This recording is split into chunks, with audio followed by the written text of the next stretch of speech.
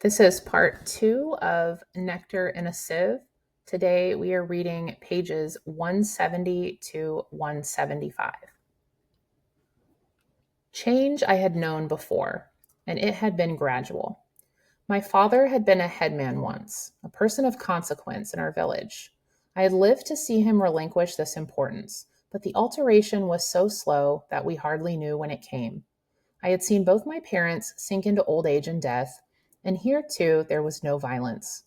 But the change that now came into my life, into all our lives, blasting its way into our village, seemed wrought in the twinkling of an eye. Arjun came running to us with the news. He had run all the way from the village, and we had to wait while he gulped in fresh air. Hundreds of men, he gasped. They are pulling down houses around the maiden, and there is a long line of bullock carts carrying bricks.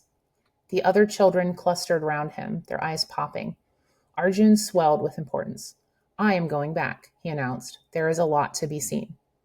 Nathan looked up from the grain he was measuring into the gunny bag for storing. It is the new tannery they are building, he said. I had heard rumors. Arjun, torn between a desire to dash back and a craving to hear more from his father, teetered anxiously to and fro on his heels, but Nathan said no more. He put the grain away carefully in the granary, then he rose. Come, he said, we will see. All the families were out. The news had spread quickly. Kali and her husband, Kunti and her boys, Janaki, surrounded by her numerous family, even old Granny, had come out to see. Children were everywhere, dodging in and out of the crowd and crying out to each other in shrill, excited voices. Startled pie dogs added to the din. We formed a circle around the first arrivals, some 50 men or so, who were unloading bricks from the bullock carts. They spoke in our language, but with an intonation which made it difficult for us to understand them. Townspeople, Kali whispered to me. They say they have traveled more than 100 miles to get here. She was prone to exaggerate and also believed whatever was told her. In charge of the men was an overseer who looked and spoke like the men, but who was dressed in a shirt and trousers, and he had a hat on his head such as I had only seen Kenny wear before. A topi the color of thatch. The others wore loincloths and turbans, and a few wore shirts, but as the day wore on, they doffed their shirts, one by one, until all were as our men. The men worked well and quickly, with many a sidelong glance at us. They seemed to enjoy having created such a stir and lured such a big audience. As for the overseer, he made much play of his authority, directing them with a loud voice and many gestures, but doing not a stroke of work himself. Still, it must have been hot for him standing there, waving his arms about, for the shirt he wore was sticking to his back now, and then he would lift his hat as if to allow the wind to cool his scalp. Until at last there was a commotion about the edges of the circle, of which we were the inner ring. The crowd was parting, and as the movement spread to us, we gave way to let a tall white man through. He had on a white tope, and was accompanied by 3 or 4 men dressed like him in shorts. The overseer now came forward, bowing and scraping, and the red-faced one spoke to him rapidly, but so low that we could not hear what he was saying. The overseer listened respectfully and then began telling us to go, not to disturb the men, although for so long he had been glad of many watchers. In our maiden, in our village, he stood telling us to go. As if he owned us, muttered Kanan, the Chakli. I think that already he foresaw his livelihood being wrested from him, for he salted and tanned his own skins, making them into chaplis for those in our village who wore them. So he stood his ground, glaring at the overseer and refusing to move, as did a few others, who resented the haughty orders that poured from the man's lips. But most of us went, having our own concerns to mind. Every day for 2 months the line of bullock carts came in laden with bricks and stones and cement, sheets of tin and corrugated iron, coils of rope and hemp. The kilns in the neighboring villages were kept busy firing the bricks, but their output was insufficient, and the carts had to go farther afield, returning dusty and brick-filled. Day and night, women twisted rope, since they could sell as much as they made, and traders waxed prosperous selling their goods to the workmen. They were very well paid, these men, some of them earning 2 rupees in a single day, whereas even in good times we seldom earned as much, and they bought lavishly, rice and vegetables and dal, sweetmeats and fruit. Around the maiden they built their huts, for there was no other place for them. and into these brought their wives and children, making a community of their own. At night we saw their fires, and by day we heard their noise, loud, ceaseless clangor and din, chatter, sometimes a chanting to help them get a heavy beam into position, or hoist a load of tin sheeting to the roof. Then one day the building was completed. The workers departed, taking with them their goods and chattels, leaving only the empty huts behind. There was a silence. In the unwonted quiet, we all wondered apprehensively what would happen next. A week went by, and another. Losing our awe, we entered the building, poking into its holes and corners, looking into the great vats and drums that had been installed. Then, curiosity slaked, we set about our old tasks on the land and in our homes. There were some among the traders, those who had put up their prices and made their money, who regretted their going. Not I.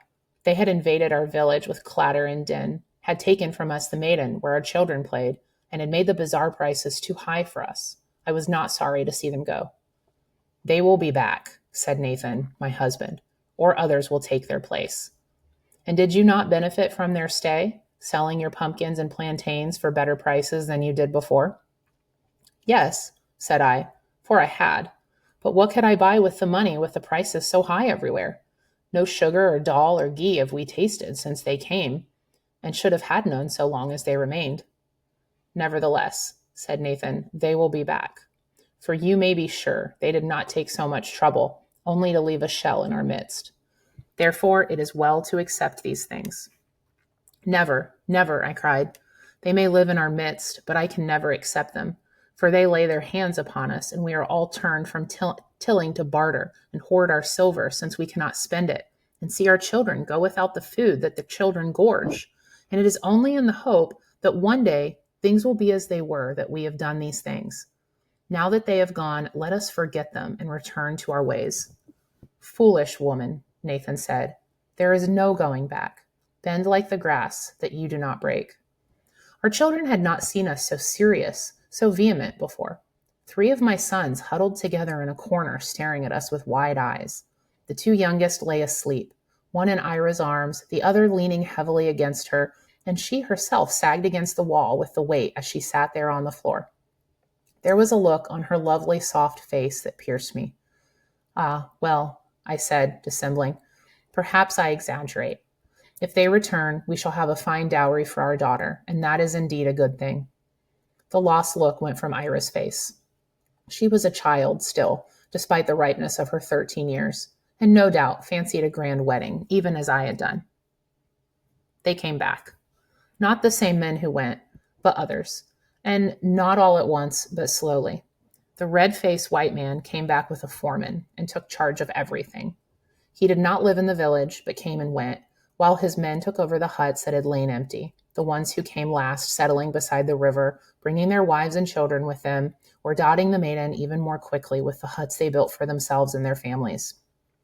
I went back to my home, thankful that a fair distance still lay between them and us, that although the smell of their brews and liquors hung permanently in the sickened air, still their noise came to us from afar.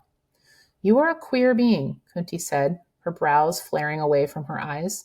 Are you not glad that our village is no longer a clump of huts, but a small town? Soon there will be shops and tea stalls, and even a bioscope, such as I have been to before I was married. You will see.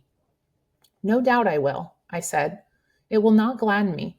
Already my children hold their noses when they go by, and all is shouting and disturbance and crowds wherever you go. Even the birds have forgotten to sing, or else their calls are lost to us. You are a village girl, said Kunti, and there were shadows of contempt moving behind her eyes. You do not understand. If I was a village girl, Kali and Janaki were too, and had no taste for the intruders. But after a while, Janaki confessed that at least she now knew what to do with her sons, for the land could not take them all.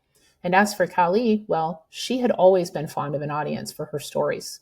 So they were reconciled and threw the past away with both hands, that they might be the readier to grasp the present. While I stood by in pain, envying such easy reconciliation and clutching in my own 2 hands the memory of the past, and accounting it a treasure. I think the end of my daughter's carefree days began with the tannery. She had been used to come and go with her brothers, and they went whither they wished. Then one day, with many a meaningful wink, Kali told us that it was time we looked to our daughter. She is maturing fast, she said. Do you not see the eyes of the young men lighting on her? If you are not careful, you will not find it easy to get her a husband. My daughter is no wanton, Nathan replied. Not only men but women look at her, for she is beautiful. She is that, Kali said handsomely. Therefore, look to her even more closely. There was no subduing Kali, as I well knew. Thereafter, although we did not admit it to each other, we were more careful of Ira.